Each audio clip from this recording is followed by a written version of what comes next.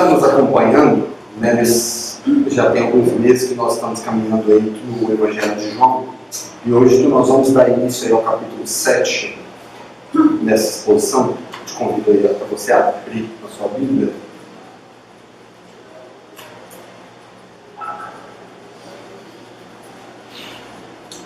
Se Deus nos permitir, que nós vamos caminhar aí até o versículo 24, se assim for da vontade dele. Antes da gente começar a nossa leitura, queria orar com você mais uma vez, que Deus possa nos dar sabedoria. Porque toda vez que a gente olha para a Bíblia, a gente não tem capacidade alguma de sabedoria humana interpretar esse livro, de olhar para essa mensagem revelada de Deus se o Espírito Santo não nos capacitar. Nós somos totalmente dependentes do Espírito de Deus a entender aquilo que Deus revelou para nós aqui nesses 66 livros, né, que contém na Bíblia. E nós somos totalmente falhos, totalmente pecadores. Nós necessitamos, dia após dia, do Espírito Santo de Deus na nossa vida.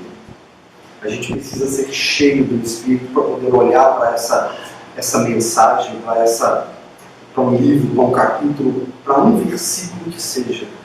Nós temos discernimento do céu a entender o que é a vontade de Deus para nós. Amém? Eterno Deus, Pai Todo-Poderoso, nós te louvamos e nós te rendemos graça, Pai. O Senhor é bom e a tua misericórdia se renovou sobre as nossas vidas mais um dia. Obrigado, Pai, pela oportunidade de estarmos diante da tua palavra novamente, pela oportunidade, Senhor, de entendermos um pouco mais do teu Evangelho, da tua graça revelada e da magnífica obra de Cristo na cruz. Aviva, Senhor, os nossos corações e a nossa mente essa noite com o teu Espírito Santo, para que possamos sair daqui cheios do teu Espírito, cheios da tua santidade, cheios, Senhor, da tua vontade para a nossa vida, e que nós possamos olhar para a tua palavra e nos alegrarmos e nos deleitarmos nela. Abençoa, Senhor, esse que nos fala, que não sabe falar, que não sabe pregar, e usa-me, Senhor, essa noite para o propósito da edificação da tua igreja, e que o nome do teu Filho seja exaltado aqui essa noite, mais uma vez, e para todos sempre. Amém. Semana passada nós terminamos o capítulo 6, né? E hoje nós vamos iniciar o capítulo 7. E eu queria te chamar a atenção para o primeiro versículo, quando nós lemos assim lá no livro de João, capítulo 7, do versículo 1. Nós lemos assim: passadas essas coisas, Jesus andava pela Galileia, porque não desejava andar pela Judéia, visto que os judeus queriam matá-lo. Esse primeiro versículo aqui a gente tem que voltar um pouco. Quando a gente olha essas primeiras palavrinhas que a gente leu aí, passadas essas coisas. A quais coisas João está se referindo?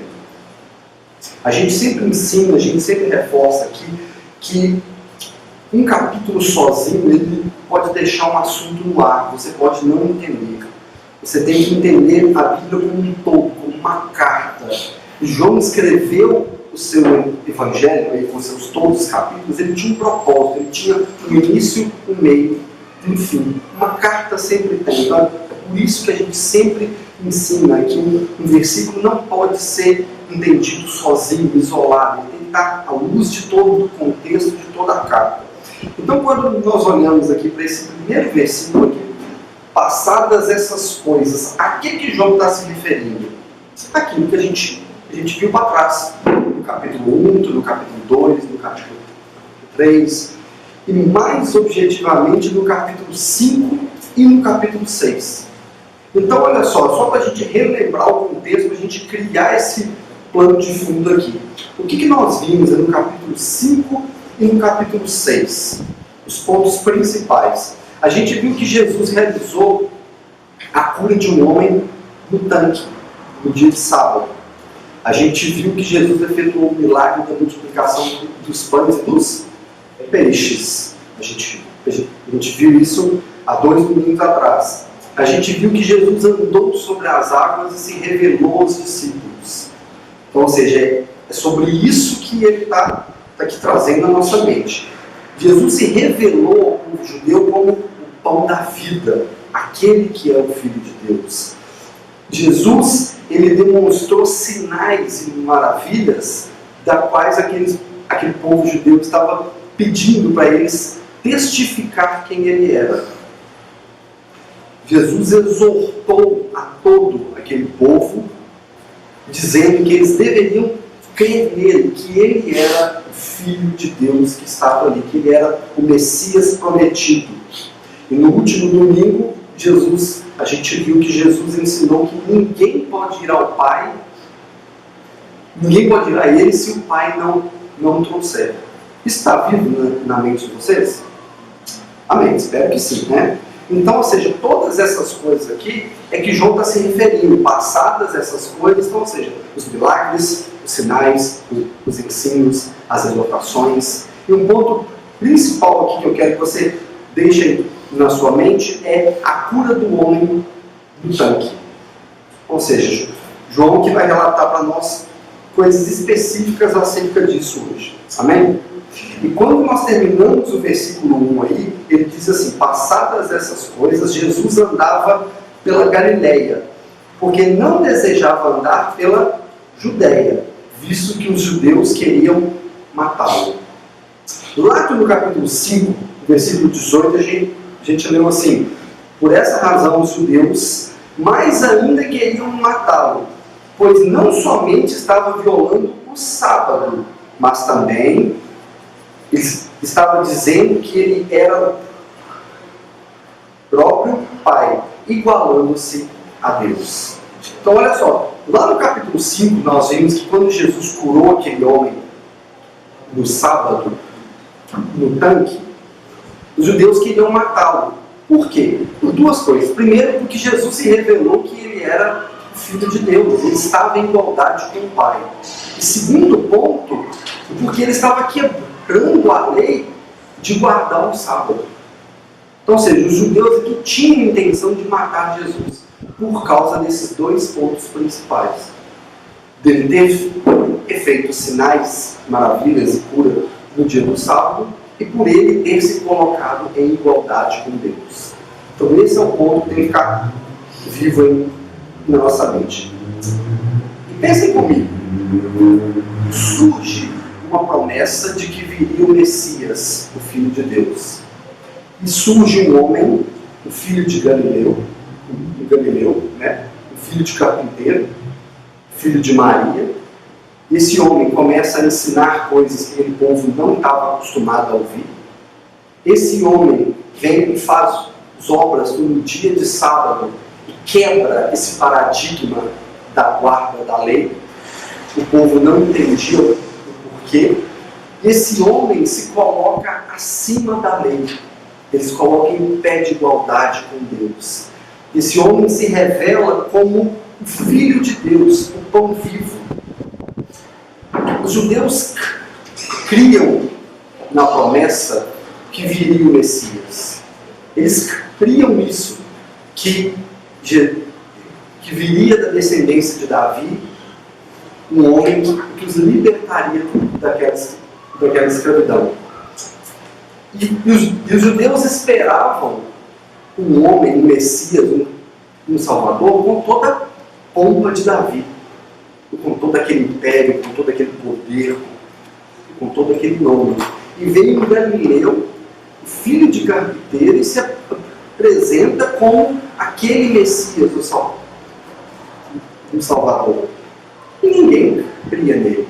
A incredulidade dos judeus é que despertava o desejo de matar Jesus.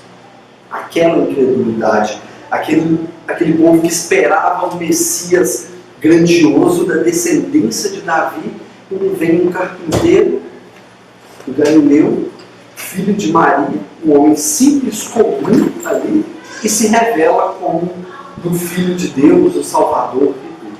Então, ou seja, os judeus não criam naquilo. Por isso o queriam matar.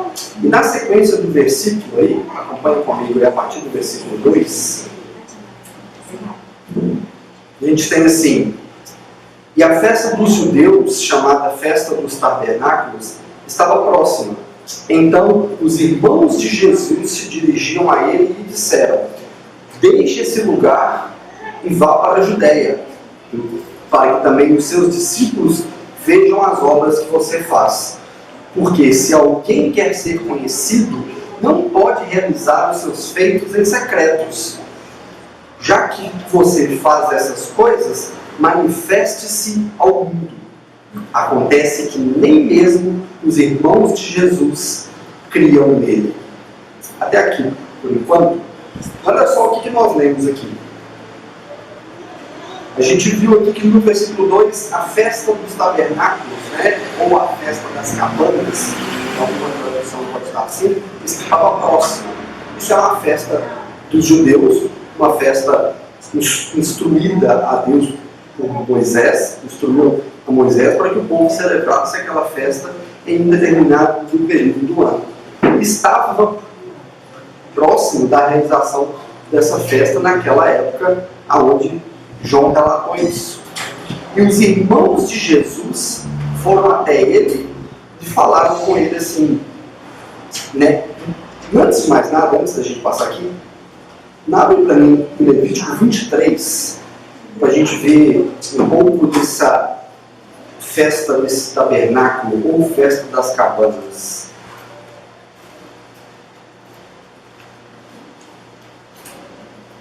A gente vê um pouquinho disso no livro de Levítico, capítulo 23. A partir do versículo 33.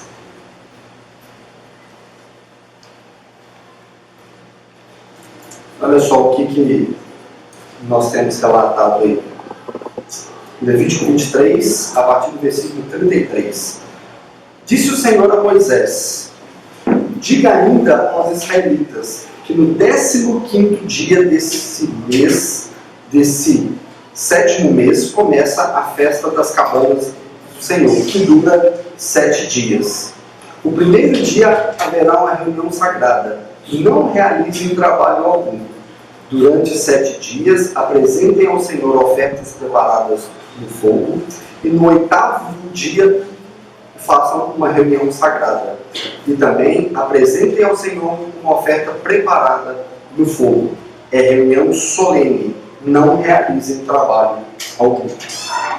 Ou seja, aqui a gente tem essa instrução que no 15º dia do 7º mês, né, a partir do ano, os israelitas, o povo ali, iria se separar, ia fazer uma cabana, e eles iam adorar ao Senhor ali durante 7 dias. E no 8º dia era uma outra reunião de adoração, onde o povo não poderia trabalhar nem no primeiro nem no 8º dia. Então, ou seja, uma festa judaica. Deus instruiu a Moisés para Moisés instruir o povo naquele momento. E no contexto aqui que nós estamos vendo de João, essa festa estava chegando, né? Então essa aqui. E qual que é o ponto-chave dessa festa? Vinha povo de todas as regiões para estar ali realizando essa festa. O povo saía ali da região e vinha para Jerusalém, para a Judéia, para realizar aquilo ali. Então, ou seja, a cidade estava cheia de gente. Vinha muita gente de fora.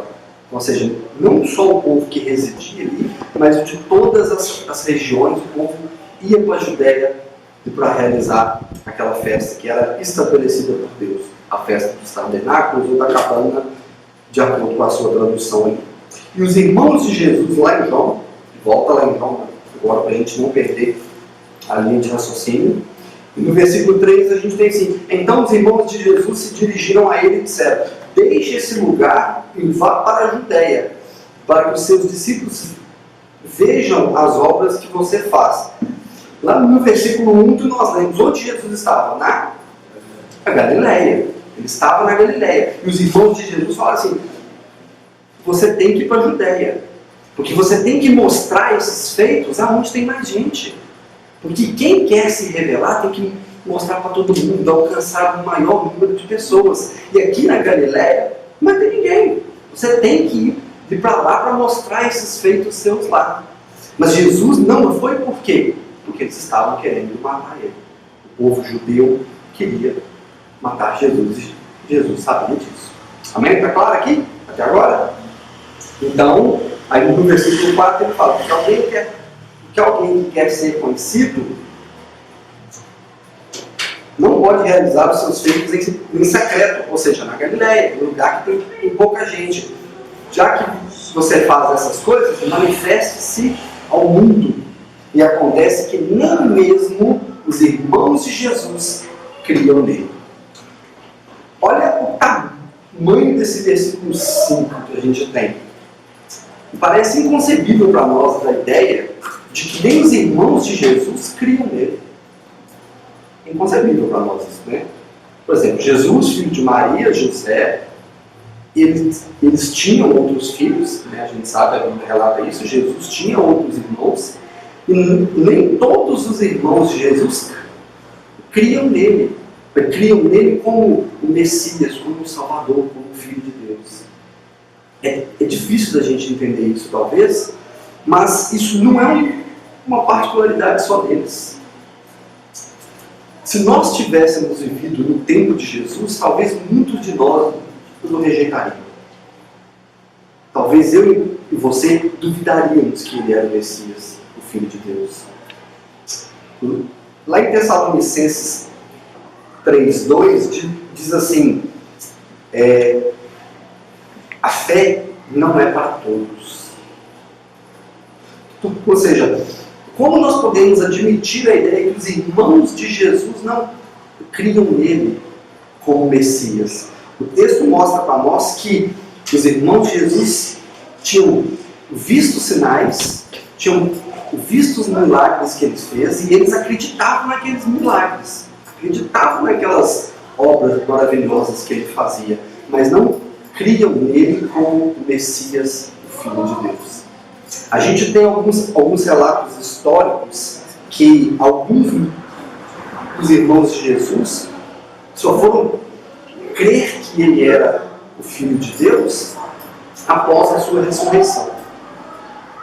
Ou seja, eles precisavam ver algo magnífico para crer realmente que ele era o Filho de Deus. A gente tem alguns relatos disso lá em Atos, como Paulo relata.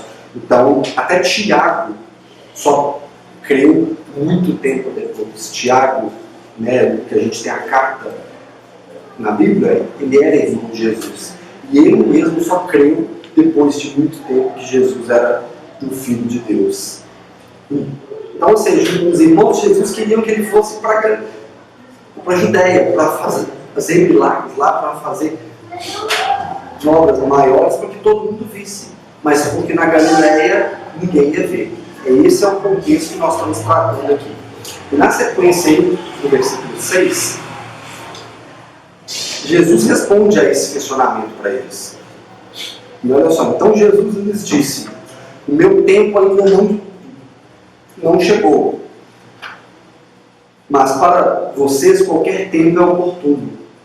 O mundo não pode odiar vocês, mas a mim ele odeia, porque eu dou testemunho a respeito deles, dizendo que as suas obras são más. Vão vocês para a festa, eu não vou, porque o meu tempo ainda não se cumpriu. Tendo dito isso, Jesus continuou na Galileia. Até aqui. Enquanto, olha só, quando Jesus disse assim: o meu tempo ainda não chegou, que tempo seria esse? Né? Que tempo que Jesus estava aqui dizendo? Do tempo da sua glorificação. O tempo dele realmente consumar a sua obra. Jesus aqui estava apontando para a sua crucificação. Ele falou assim: o meu tempo de ser morto pelos judeus ainda não chegou. Por que Jesus não queria ir para lá? Porque ele temia a morte. O povo queria matá-lo. Mas ele diz aqui, o meu tempo ainda não chegou. Não chegou de quê? De morrer, de ser crucificado, de ser glorificado, de se revelar a todo mundo que ele era o Filho de Deus. Então, ou seja, ele estava apontando para esse cumprimento aqui. Então, ou seja, o que isso mostra para nós? É que todas as coisas estão no tempo de Deus. Às vezes nós ficamos ansiosos com qualquer situação, nós estamos passando uma dificuldade. Nós somos a geração mais ansiosa que existe. Isso é fato. Qualquer coisa tira o nosso sossego, tira o nosso sono, tira a nossa paz. Seja um problema financeiro, de relacionamento, seja algo espiritual, carnal, físico. Qualquer coisa tira o nosso sossego. Isso é ansiedade. Mas nós esquecemos que todas as coisas estão no controle de Deus. O tempo dele é diferente do nosso. As coisas acontecem de acordo com a vontade dele e não com a nossa vontade. Nós devemos descansar em Deus nisso. Nós devemos depositar sobre ele toda a nossa ansiedade e deixar que a vontade dele se cumpra na nossa vida no tempo dele. E Cristo fez isso. O próprio Deus encarnado falou assim, o meu tempo ainda não chegou. Não era o tempo de Deus, sem a vontade soberana de Deus. Amém? E olha só, na continuação aí do versículo 10, a gente tem assim, depois que os seus irmãos tinham ido à festa, Jesus também foi. Não publicamente, mas em segredo. Ora, os judeus o procuravam pela festa e perguntavam, onde estará ele? E havia grande murmuração a respeito de Jesus entre as multidões. Uns diziam, ele é bom. E outros afirmavam, não é. Ele engana o povo. E entre os judeus, ninguém falava dele abertamente, pois eles tinham medo da reação do povo. Olha só que interessante aqui. Nós acabamos de ler aqui 2 versículos antes que Jesus não tinha ido à festa. Né? E agora aqui no versículo 10 a gente tem assim, depois que seus irmãos tinham ido à festa, Jesus também foi. Não publicamente, mas em secreto. Então, ou seja, ele não chegou com toda, no meio de todo mundo, tudo, e foi mais escondido, porque ele temia e sabia do que estava acontecendo lá. O povo judeu estava muito, Jesus era basicamente o assunto daquilo ali. Jesus estava na boca de todo mundo ali. Ou seja, uns o olhavam com bons olhos, outros olhavam com maus olhos, dizia que ele era um enganador, mas outros diziam que ele era bom. Ou seja, é o que o texto mostra para nós. E quando a gente olha para isso aqui, talvez a gente não dá a devida proporção à quantidade de pessoas que tinha naquela região, naquela festa. Talvez milhares de pessoas. Então, ou seja, Jesus chega naquele lugar cheio de gente, escondido, porque ele sabia da intenção do coração daquelas pessoas. Já falei isso aqui algumas vezes, por conta que João deixa isso muito claro. O grande detalhe da nossa fé é que Jesus conhece o nosso coração. Do mesmo modo que ele conhecia o coração dos judeus. E isso deveria nos assustar. Porque nós podemos enganar aquele que está ao nosso redor.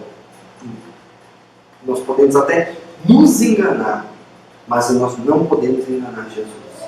Porque ele conhece o nosso coração, ele sabe tudo que se passa dentro de nós, todos os nossos desejos, todos os nossos pensamentos, tudo aquilo que o nosso coração maquina em questão de segundos, seja bem ou mal, Jesus sabe disso. E isso deveria nos assustar, porque nós vamos prestar conta de todos os nossos pensamentos, de todos os nossos atos diante dele. E quando Jesus chega ali com muito cuidado naquele lugar, é justamente para não ser visto ali por aquele público por conta daquela discussão toda. Olha o versículo 14. Quando a festa já estava na metade, Jesus foi ao templo e começou a ensinar. Então os judeus se maravilhavam e diziam: como é que ele pode ser tão sábio, já que não estudou? E olha só que interessante. Fica até uma perguntinha aqui para nós, né? Quando a festa já estava na metade, Jesus chegou ao templo. Quantos dias já tinham se passado da festa? Nós lemos lá que a festa durava 7 dias. Jesus chegou na metade da festa, então em torno de 3 dias e pouquinho ali. Olha só você vê que às vezes é uma informação que não está aqui contida no texto, mas que traz uma análise para nós que elucida bem o contexto aqui. Então Jesus chegou ali por volta do 3º ou 4º dia ali na festa e já chegou no templo, já ensinando a todos os judeus, os fariseus que ali estavam. E o que assustou esse povo que deixou ele maravilhado? Como esse homem é sábio, como esse homem é letrado, em algumas traduções deve estar assim. Mas como pode esse homem ter essa sabedoria toda, sendo que ele não estudou com ninguém, não foi ensinado por ninguém? O que nos mostra aqui, que traz um contraste muito grande para nós, é que o povo não tinha conhecimento de quem ele era. O povo não cria que ele era o Filho de Deus. E que toda a sabedoria saía da pessoa dele. E o contraste que a gente tem lá em Atos 22, no versículo 3, é assim. Quando Lucas escreveu assim, a respeito de Paulo, né? Falou assim: sou judeu, nascido em Tarso, da Cilícia, mas criado nessa cidade. Fui instruído rigorosamente por Gamaliel na lei e dos seus antepassados, sendo tão zeloso por Deus quanto qualquer um de vocês hoje. Nós temos, pelas cartas que Paulo escreveu, a gente tem a noção do quanto Paulo era inteligente, do quanto Paulo era sábio, porque ele estudou com os maiores mestres e rabinos ali, né? A gente tem aqui o exemplo aqui de Gamaliel, que era um dos maiores judeus ali, que instruiu Paulo. E Jesus, aquele filho de carpinteiro, o que se auto-intitulava Filho de Deus, não estudou com ninguém, trabalhava em carpintaria, morava na Galileia, não tinha instrução nenhuma. E o povo no tempo assim: gente, como que esse homem tem essa sabedoria toda para chegar aqui ensinando no meio da festa, no meio aqui, falando todas essas maravilhas, né? Mas o que eles não conheciam é que aquele homem, aquele Jesus, era o Filho de Deus. Ele era o Logos de Deus, era toda a palavra, todo o verbo, ele era a sabedoria de Deus encarnada na terra. E ninguém cria nele dessa maneira. E no versículo 16, então, em sequência, acompanha comigo aí, que Jesus vai responder a esse questionamento. No versículo 16 ele diz assim: o meu ensino não é meu, mas daquele que me enviou. Se alguém quiser fazer a vontade de Deus, conhecerá a respeito da doutrina, se ela é de Deus ou se eu falo por mim mesmo. Quem fala por si mesmo está buscando a sua própria glória, mas o que busca a glória de quem me enviou, esse é verdadeiro, e nele não há falsidade. Não é fato que Moisés deu a lei para vocês? Contudo, nenhum de vocês a cumpre. Por que estão querendo me matar? Olha como que Jesus aqui começa a responder eles, mas já os exortando, já mostrando como eles estavam sendo falhos ali. Aqui Jesus deixou bem claro: o ensino que eu tenho não é meu, vem daquele que me enviou. Então, ou seja, já descartou qualquer sabedoria humana. O ensino meu vem de Deus, daquele que me enviou, do Pai. E ele diz, aquele que quiser fazer a vontade do meu Pai, ou seja, que reconhecer que ele é o Filho de Deus, ele vai conhecer todos aqueles ensinos e vai acreditar que os ensinos de Jesus são a verdade. E isso serve para nós, essa aplicação direta na nossa vida. Quanto mais nós conhecemos de Jesus, a respeito de Jesus, pela sua palavra, nós conhecemos acerca de Deus e sabemos que a palavra de Deus é a verdade para a nossa vida. Quanto mais nós aprofundamos na palavra de Deus, nós conhecemos mais da grandeza de Jesus. Nós conhecemos mais da magnitude de Deus e de tudo aquilo que Ele deixou revelado. Quer conhecer sobre Deus? Leia a Bíblia. Quer conhecer sobre Jesus? Leia a Bíblia. Não tem como nós conhecermos do Pai e do Filho, senão pelo único modo que Ele deixou revelado para nós. As Escrituras testificam acerca da obra de Jesus. E é através dela que nós temos conhecimento de quem Cristo é. Amém? Então, olha só. 3 pontos importantes aqui que Jesus deixou claro. A sabedoria dele não era humana, e sim era uma sabedoria divina. Em momento algum, Jesus otorgou para si o mérito de ser sábio. Ele apontou para o Pai. Ele atribuiu ao Pai a sabedoria dele. O segundo ponto que para nós, que é somente pela nossa crença em Jesus, é possível acreditar nas doutrinas e nas verdades reveladas. Não tem como uma pessoa que não nasceu de novo crer na palavra de Deus. Qualquer um do mundo pode pegar a Bíblia e ler de Gênesis a Apocalipse. Vai entender isso aqui como um livro histórico, como alguma coisa que tem muitas fábulas, muitas histórias inventadas, mas aquele que tem o Espírito de Deus acredita que é a palavra de Deus. E que tudo aponta para Cristo. De Gênesis a Apocalipse aponta para Jesus. É porque Ele é o centro do Evangelho. Ele é o alvo supremo de toda a glória de Deus. É por causa dele que nós estamos aqui reunidos essa noite. É por causa do sangue de Cristo, da sua mensagem do Evangelho, que é o poder para a salvação, é que nós podemos nos reunir como igreja. Amém? E o terceiro ponto aqui, que no versículo 19, Jesus falou assim: não é fato que Moisés deu a lei a vocês, mas contudo vocês não cumprem essa lei,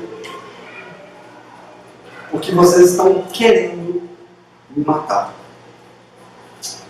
Quando nós olhamos para os 10 mandamentos, lá em Êxodo 20, nós temos um mandamento direto que se encaixa aqui, que é o não matarás. E o povo judeu estava querendo matar Jesus. Jesus sabia disso. Então, ou seja, Jesus está falando aqui, e vocês não cumprem a lei, porque vocês estão querendo me matar. Jesus apontou o dedo para eles e falou assim: vocês não me mataram, mas a intenção suas de me matar já está em desacordo com a lei. O que nós entendemos pela todo o ensinamento de Jesus é que a quebra de um mandamento, ela não precisa ser executada. A intenção de fazer já é o pecado consumado. Nós temos lá em Mateus 5, se eu não me engano, quando Jesus fala assim: não adulterarás, mas se em pensamento você desejar a mulher do próximo, o homem do próximo, você já adulterou. Você não consumou o fato, mas o fato de você pensar já é o pecado. Isso mostra para nós que o nosso coração e nossa mente são muito mais pecaminosos do que as nossas mãos e o nosso corpo. nós pecamos muito mais no coração e na mente do que com ações. E Jesus deixou claro que eles não tinham matado ele, mas a intenção de matar já era a quebra da lei. Eles não estavam cumprindo a lei que Moisés tinha dado. Lá em João 1, quando nós começamos, versículo 17, diz assim: pois a lei foi dada por intermédio de Moisés, mas a graça e a verdade vem por intermédio de Jesus. Nós entendemos, né, no decorrer do capítulo todo, que Jesus é muito superior à lei. Ele é o ponto ápice da graça de Deus.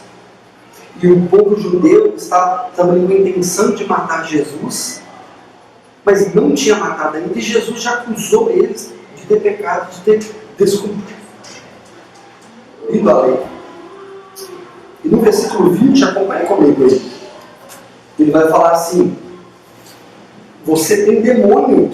Quem é que está querendo matá-lo? Eu não sei se em sua tradução está diferente, né? Mas ele diz assim: você tem demônio. Os judeus responderam para ele, e os fariseus, a multidão, né?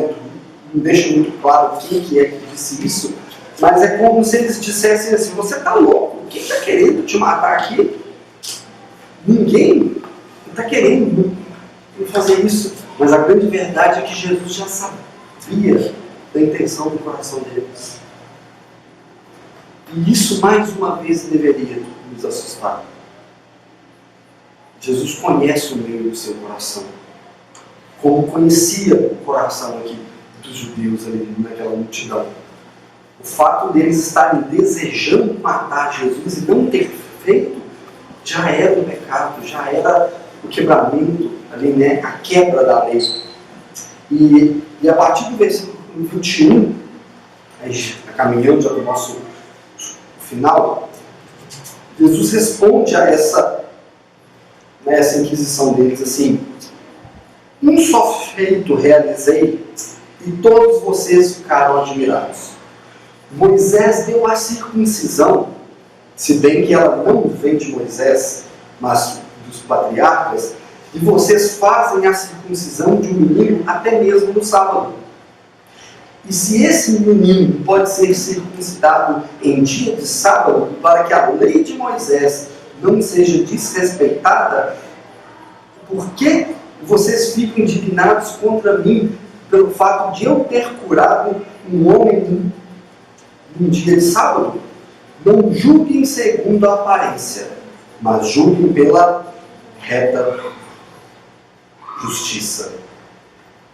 Olha só o que Jesus está falando com eles aqui. Vocês lembram que no início aqui que a gente recordou, que a gente tinha visto no capítulo 5 e no capítulo 6, o povo tinha a intenção de matar Jesus por causa de dois principais motivos. Primeiro, porque ele tinha curado um homem no tanque no dia de sábado. E segundo, porque ele tinha se revelado como o Filho de Deus, o pão da vida. Ele estava em igualdade com eles. Isso para o judeu era algo absurdo. O judeu, ele se gloriava de guardar a lei. Aquilo era algo sagrado, era algo que ia passando dos antepassados, né? Desde Moisés até os dias de João e de Jesus ali, o povo guardava a lei rigorosamente na cabeça deles, né? Jesus mostra para eles que eles estavam totalmente errados. E nesse caso aqui, Jesus dá um exemplo para eles aqui da circuncisão. O que era a circuncisão? Né? A gente já estudou sobre isso ali. Era o rito de inserir a criança na aliança de Deus, que é o oitavo dia de vida, né? A criança tinha que ser circuncidada para fazer parte da aliança com Deus, por causa de Abraão, né? Por causa da fé. Então, ou seja, uma criança que tinha que ser circuncidada no sábado, que era um dia sagrado, que o judeu guardava, ela era circuncidada no sábado. Porque eles faziam para não desrespeitar a lei.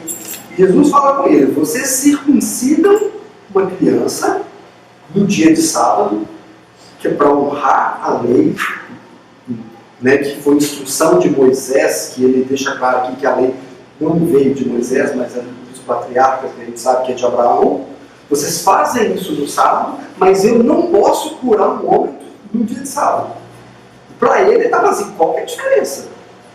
Vocês circuncidam uma criança para guardar a lei, mas eu não posso salvar a vida de um homem no sábado. Eu não posso curar esse homem que eu curei.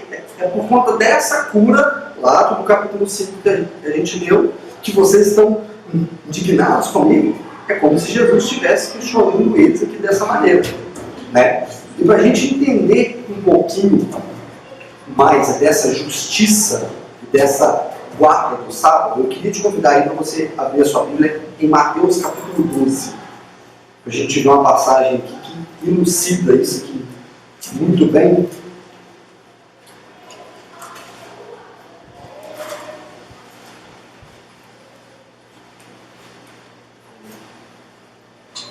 Mateus capítulo 12, a partir do versículo 1. Todo mundo? Amém? Então, olha só. Lá do versículo 1 em Mateus 12. Por aquele tempo, no sábado, Jesus passou pelas searas. Estando com os seus discípulos com fome, começaram a colher espigas para comer. Os fariseus, vendo isso, disseram a Jesus: olhe, os seus discípulos estão fazendo aquilo que não é lícito para fazerem no sábado. Mas Jesus lhes disse: vocês não leram o que Davi fez quando ele e seus companheiros tiveram fome? E como entrou na casa de Deus e comeram os pães da oferta, dos quais não era lícito comer, e nem a ele e nem ao que estava com ele, mas exclusivamente aos sacerdotes? Ou vocês não leram na lei que aos sábados os sacerdotes do templo profanaram o sábado e ficavam sem culpa? Pois eu lhes digo aqui que este é maior que o templo. Mas se vocês soubessem o que significa quero misericórdia e não sacrifício, não teriam condenado inocentes. Porque o Filho do Homem é o Senhor do sábado. Amém? Então, olha a situação. Jesus estava com seus discípulos, né, em um sábado, e passou pela seara. Seara aqui é plantação de cereais. Tá? Então, ou seja, ele estava numa plantação agrícola, os discípulos e eles estavam com fome, e eles começaram a recolher as espigas para se alimentar. Vieram os fariseus e disseram: olha só o que seus discípulos estão fazendo. Isso não é permitido fazer isso no sábado. Jesus citou para eles aqui dois acontecimentos para ilustrar a hipocrisia deles. Jesus citou aqui dois exemplos. O primeiro exemplo, qual foi?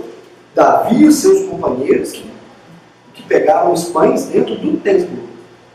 Ou seja, naquele tempo, ninguém podia pegar pães lá dentro, a não ser os sacerdotes, quando era requerido.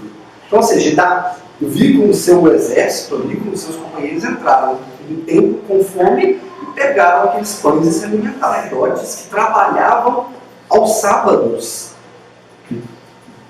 para realizar aquilo que era do ofício deles. E nem por isso esses sacerdotes ficavam com culpa. Ou seja, Jesus respondeu o questionamento deles com dois pontos. Primeiro, Davi e os seus companheiros, que pegaram os alimentos do templo, e os sacerdotes que trabalhavam nos sábados em favor do templo para o cumprimento da própria lei. Então, ou seja, e o ponto-chave para a gente entender isso aqui é quando ele diz no versículo 6 que esse é maior que o templo. Ele estava se referindo na que ou a quem? A ele mesmo. Ele está falando assim, este aqui é maior que o templo. Esse que vocês não creem que é o Filho de Deus, é maior que esse templo, é maior que toda a lei, é maior que tudo isso que vocês estão questionando. Esse que vocês estão vendo é o Senhor do sábado, é o que governa sobre todas as coisas. E para ficar mais claro isso aqui para nós, quando ele diz, deixa eu voltar aqui, quando ele diz no versículo 7, ele diz assim, mas se vocês soubessem o que significa quero misericórdia e não sacrifício, não teriam condenado inocentes. Para a gente entender isso aqui, a gente tem que ir lá no Antigo Testamento, em Oséias, capítulo 6, versículo 5. Não precisa nem abrir, não. É só um versículozinho. Em Oséias 6, no versículo 6, ele diz assim, pois desejo misericórdia, não sacrifícios, conhecimento de Deus ao invés de holocaustos. Isso aqui é muito grande para a nossa aplicação. E o que Jesus citou isso aqui? Por que ele citou isso aqui? Porque naquele tempo, o povo achava que fazer sacrifício era a maior obra que poderia fazer a Deus. Mas eles faziam esses sacrifícios, mas com o coração duro, com o coração incrédulo, com dureza, sem arrependimento, sem temor diante de Deus. Então, ou seja, o povo oferecia sacrifício a Deus, oferecia mais sacrifício, e não abandonava os pecados, não abandonava as velhas práticas. O povo não mudava de vida. Isso aqui é muito... Isso que não é uma característica daquele povo. Isso se atua no nosso meio. Às vezes a gente acha que vir ao culto, cantar, ofertar, participar de tudo dentro da igreja é sinal de sacrifício a Deus. Mas você não abandonou o seu pecado, você não abandonou o seu vício, você não abandonou as velhas práticas, você não abandonou a velha vida pecaminosa que você vivia. O que adianta você brincar e encher aqui de oferta e sair daqui e ficar falando do mal do seu vizinho? O que adianta você brincar, ceiar, cantar, louvar, né? Bater palmas, levantar as mãos e continuar em pecado dentro da sua casa? Não abandonar as velhas práticas. É isso que Jesus está mostrando aqui para eles. E por que Jesus falou isso aqui para os judeus? Jesus pegou, aqui ele está respondendo, a gente não pode perder essa linha aqui. Jesus está respondendo aqui aos fariseus. E ele falou assim, você lembra desse povo que fazia isso lá? Se vocês tivessem entendido isso, vocês não estavam fazendo isso aqui hoje. Isso o quê? O povo judeu se vangloriava de guardar a lei. Guardar a lei para eles era algo santo. Os tornava melhor que todos os povos. Porque o povo judeu entendia que somente aquele povo ia ser salvo por Deus. Somente aquele povo era o povo de Deus. E eles guardavam a lei de um modo hipócrita. Porque eles sabiam que não podia matar, mas o coração deles apontava para matar Jesus. Então Jesus está falando aqui para eles, para que vocês se vangloriam de guardar a lei, sendo que dentro de vocês tem o desejo de me matar? Por que vocês sobem ao templo, fazem sacrifícios, guardam a lei, mas dentro de vocês o pecado ainda habita? E quando Jesus traz isso aqui, quando nós olhamos isso aqui, é para nos exortar. Porque às vezes nós saímos de casa pensando de chegar na igreja e apresentar o melhor de Deus, como o pastor Wagner falou aqui logo no início. A gente sai, nossa, hoje eu vou cantar, eu vou louvar, eu vou pregar, eu vou ensinar, eu vou ofertar a melhor coisa, a melhor quantidade que eu tenho.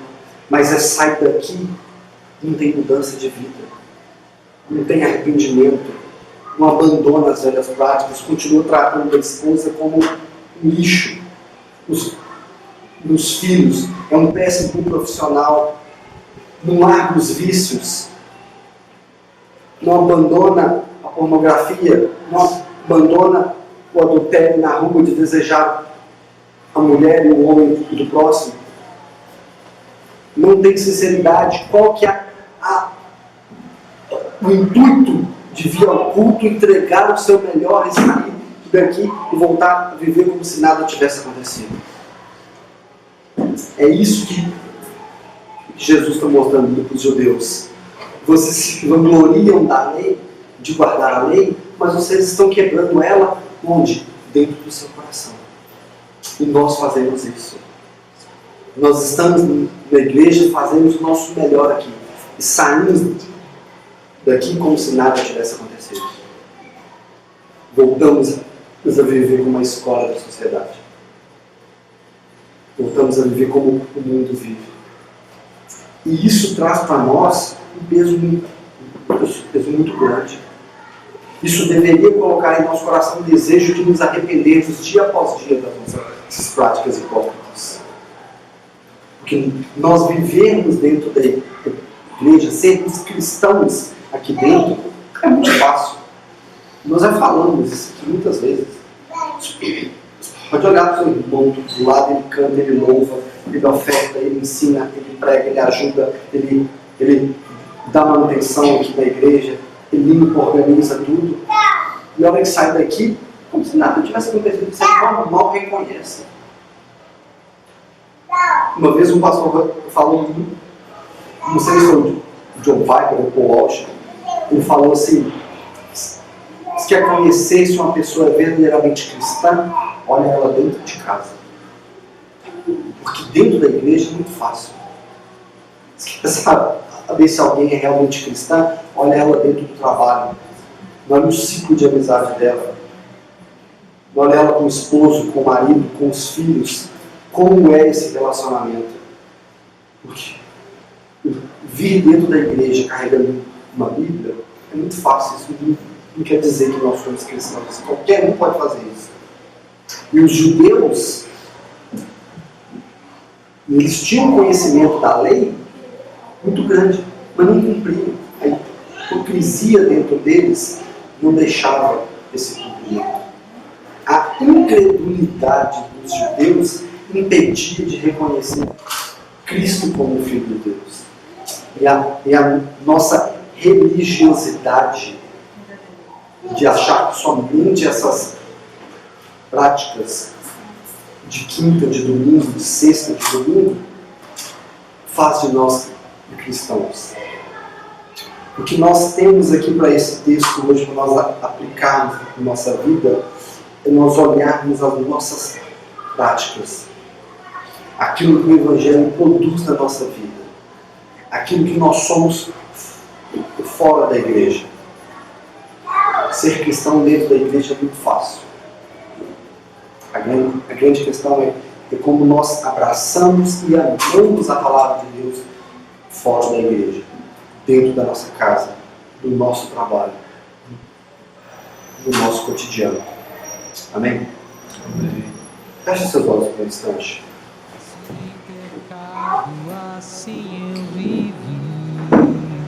Eterno Deus, Pai Todo-Poderoso, nós escutamos a Sua palavra. Nós fomos exortados pelas Tuas verdades. Nós entendemos, Senhor, que o Senhor exorta a quem o Senhor ama.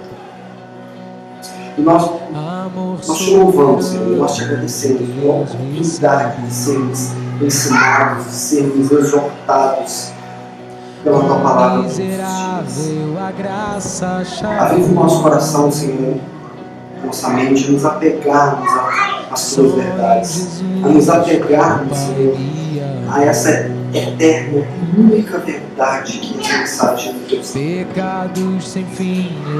Aviva, Senhor, o nosso coração a entendermos a grandeza da obra de Cristo naquela cruz. O sangue de Cristo naquela cruz, ele não foi derramado por uma gota em falta.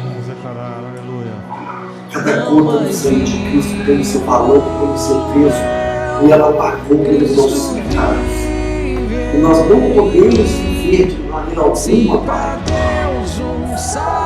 como se nada disso tivesse acontecido.